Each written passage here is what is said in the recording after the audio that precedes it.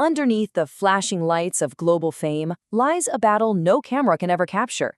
This is a story of shattered dreams, invisible pain, and the ultimate courage to rebuild an identity from the ground up. Sometimes, the absolute most beautiful thing a person can reveal is their unvarnished truth. Welcome to Learning English with Rassa. Bella Hadid spent her earliest years surrounded by the golden sunlight of a ranch in Santa Barbara, California. Her mother, Yolanda, was a highly successful Dutch model, and her father, Mohammed, a Palestinian-American real estate developer.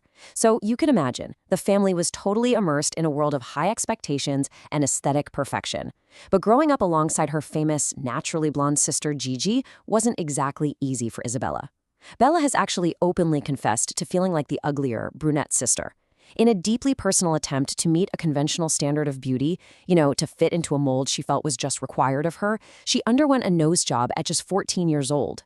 It's a decision she would later profoundly regret, famously stating she wished she had kept the nose of her ancestors.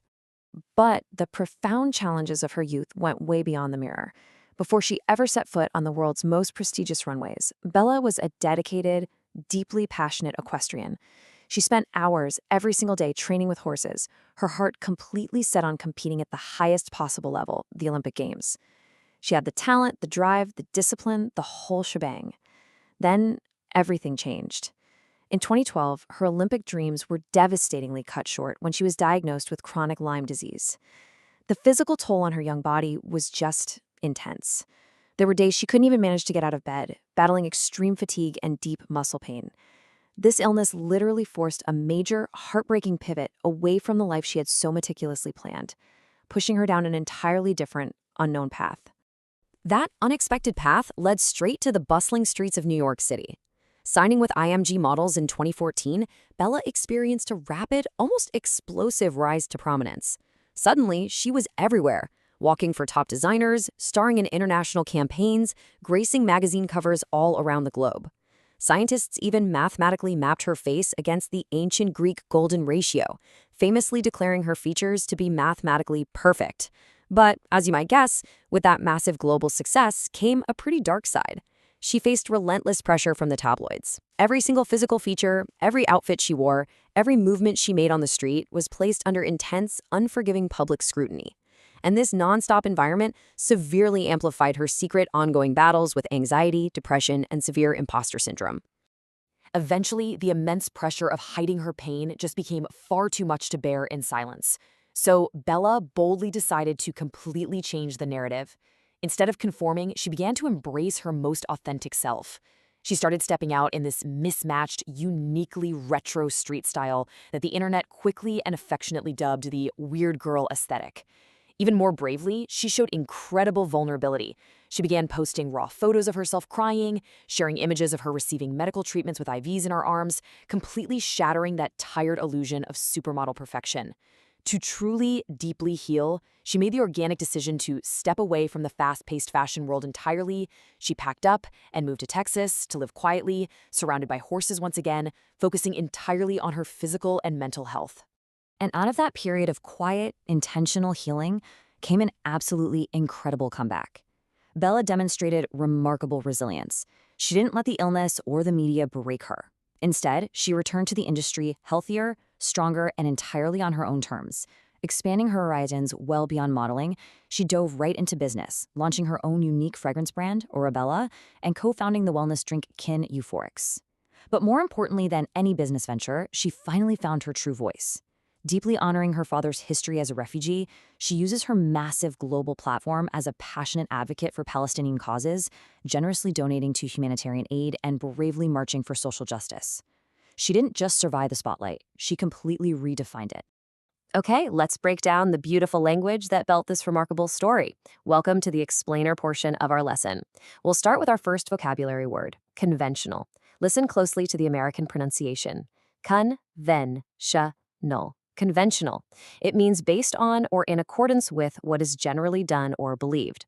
Looking at its fascinating roots, it comes from the Latin word convenire, which means to come together or to agree. Now you might be wondering, how exactly is this different from a simple word like normal?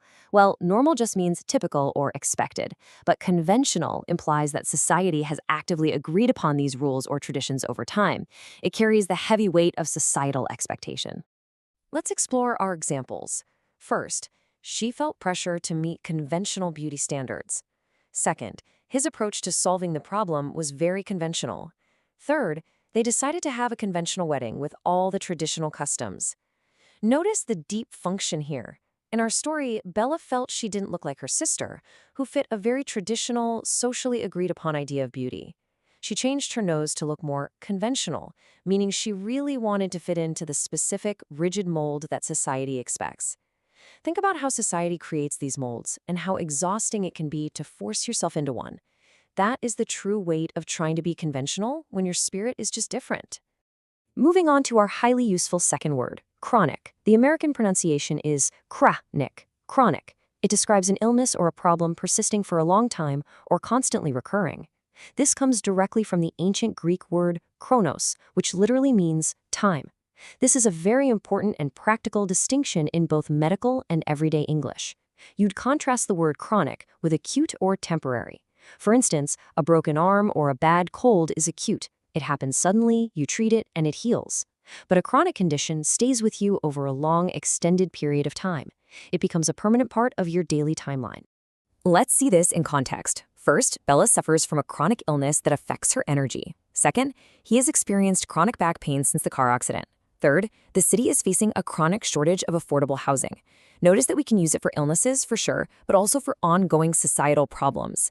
In our narrative, chronic perfectly captures the persistent, ongoing nature of Bella's Lyme disease. It wasn't a quick cold she could just rest and get over in a weekend. It was a permanent, time-based challenge that literally forced her to change her entire life path. When something is chronic, it dictates how you plan every single day. And this brilliantly illustrates our third essential word, prominence.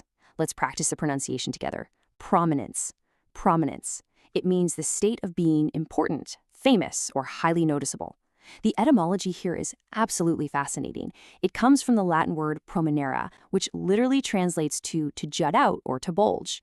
Imagine a tall, striking mountain standing out from a completely flat landscape. That mountain has prominence.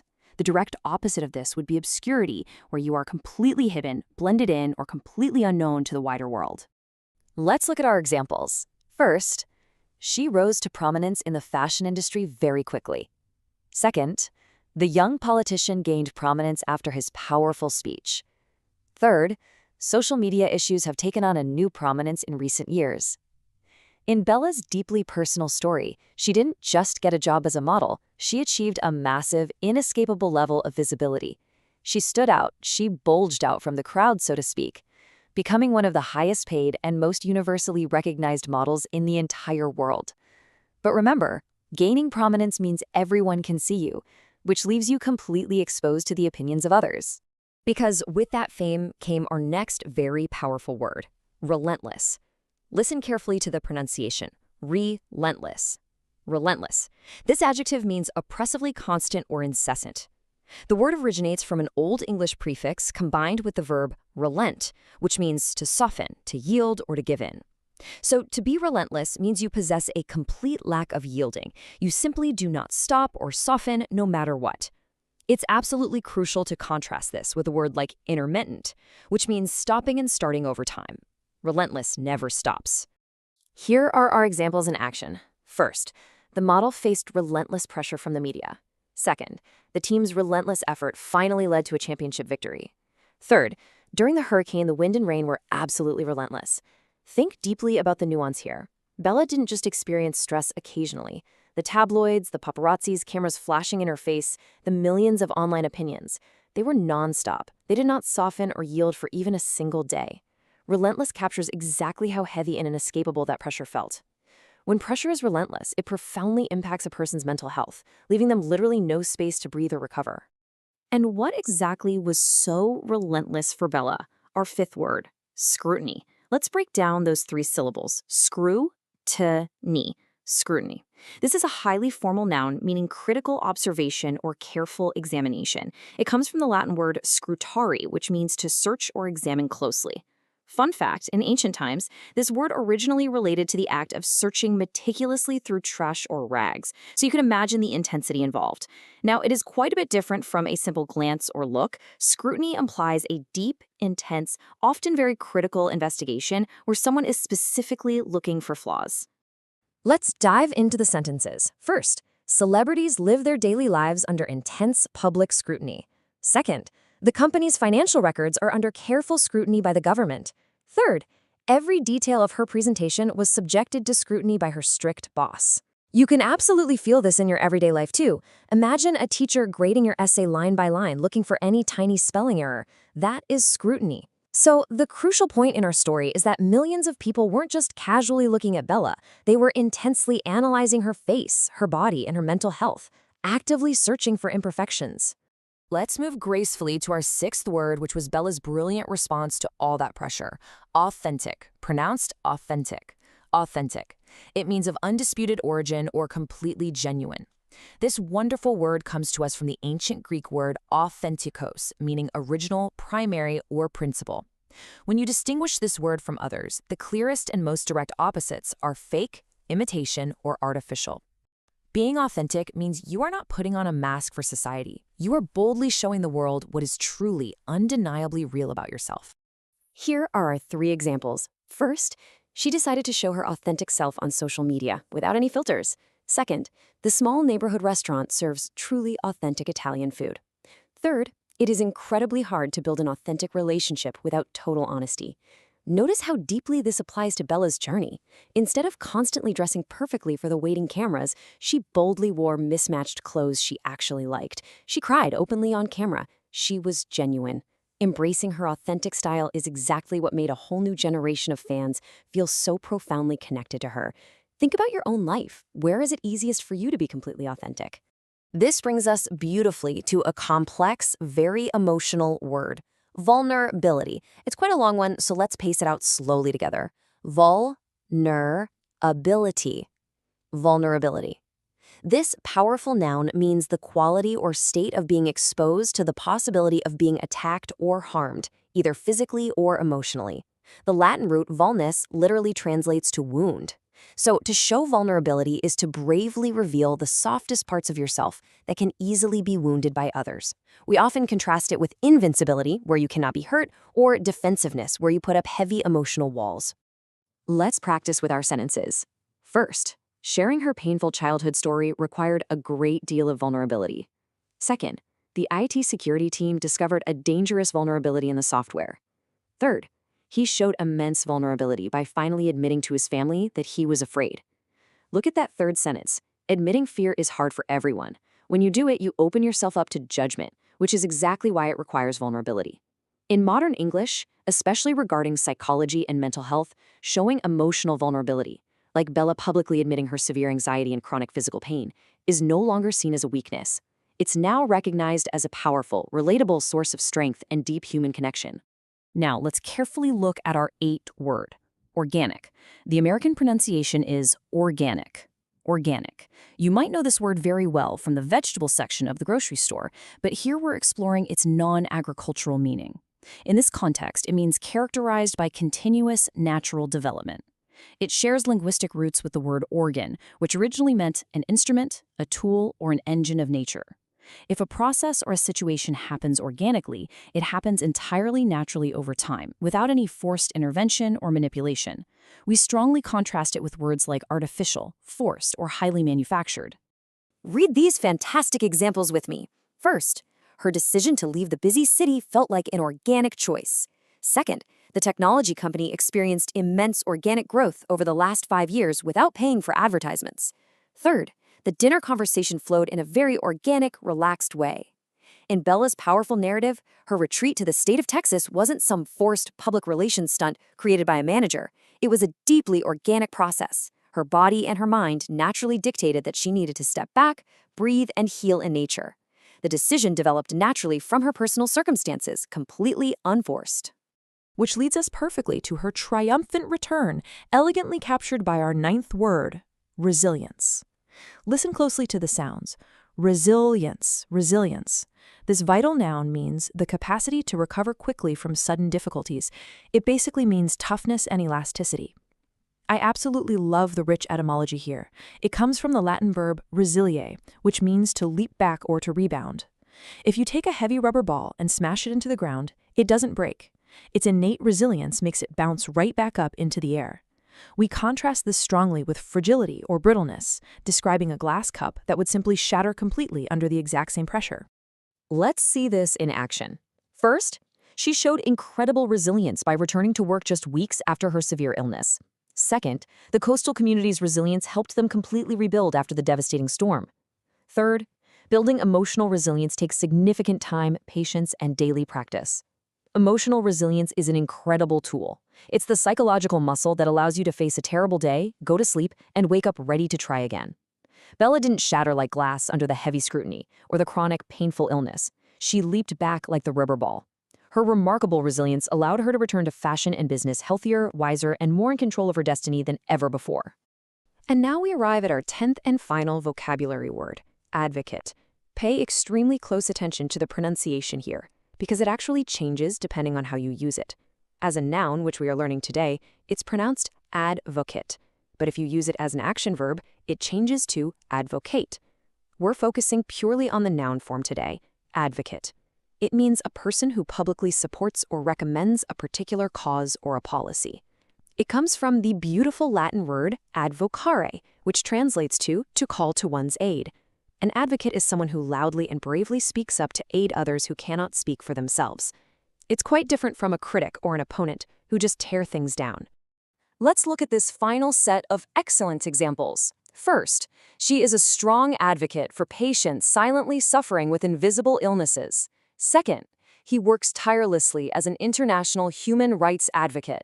Third, the neighborhood group acts as a loud advocate for local environmental protection. Today, Bella uses her massive, highly influential global platform to act as a fierce humanitarian advocate. By generously donating to various aid agencies and physically marching in street protests, she is actively calling attention to her Palestinian heritage. She's using her powerful voice to call aid to those who desperately need it. Now that we've deeply explored the language, let's move to our recap section and firmly lock these 10 powerful words into your long-term memory. Right here, we have our first 5 words. Remember how the story began. Bella tried so hard to fit a conventional, or socially agreed upon, standard of beauty to please the world. But a chronic, meaning persistent and ongoing over a long timeline, Lyme disease diagnosis unexpectedly changed her entire path in life. When she eventually found Prominence, standing out like a mountain with massive global fame, she immediately faced relentless, unyielding, and non-stop media pressure. Every single part of her daily life was placed under intense, highly critical scrutiny. Let's see exactly how that difficult story resolved with our remaining 5 words. She boldly countered all of that toxic pressure by deciding to simply be authentic, meaning totally genuine and true to herself. She showed immense vulnerability, letting the entire world see her emotional wounds, turning a perceived weakness into a massive strength. This brave honesty led to an organic, completely natural, unforced period of profound healing away from the cameras. Ultimately, she demonstrated incredible resilience, bouncing back from extreme hardship stronger than before. And today, she stands tall and proud as an advocate, someone called to aid and fiercely support her heritage and the important causes she deeply believes in. That brings us beautifully to our chosen idiom for this explainer, a blessing in disguise. Mastering idioms like this one is an absolute secret weapon for reaching high-level English fluency. Idioms make you sound natural, culturally aware, and conversational. Let's break down the meaning. A blessing is a wonderful, highly positive thing. A disguise is a costume or a mask you wear to hide your true, real identity. So a blessing in disguise is a very good thing that initially seemed bad, painful, or unlucky. Think deeply about the logic here. Bella's devastating Lyme disease diagnosis tragically shattered her childhood equestrian dreams. In that dark moment, it felt like a terrible curse. But it pivoted her away from the horses and straight to New York City, leading directly to a legendary, history-making modeling and business career. The illness, despite the immense pain, was ultimately a blessing in disguise. Let's look at some highly practical, everyday examples so you can use this tomorrow. Losing my stressful job was actually a blessing in disguise because it finally pushed me to start my own successful business. Or, missing that morning train felt awful, but it was a blessing in disguise. Otherwise, we would have been stuck in the terrible snowstorm. Now, here is my active challenge for you today. I want you to sit back and think of a specific time in your own life when something went wrong, but it eventually led to a wonderfully positive outcome. Try writing one full sentence using the phrase "a blessing in disguise" to describe that exact moment. As we wrap up today's explainer, I want to leave you with this final, deeply important thought. How can embracing your own vulnerabilities become your greatest strength? Bella Hadid showed us all that taking off the heavy mask of perfection can actually make you infinitely more powerful, relatable, and free. Ponder that question as you go about your day. If you want to keep improving your English fluency, practicing your vocabulary, and diving into more fascinating stories like this one, be sure to join our active community at Fluent Mind on Telegram. Keep learning, keep growing, and always, always stay authentic. See you next time.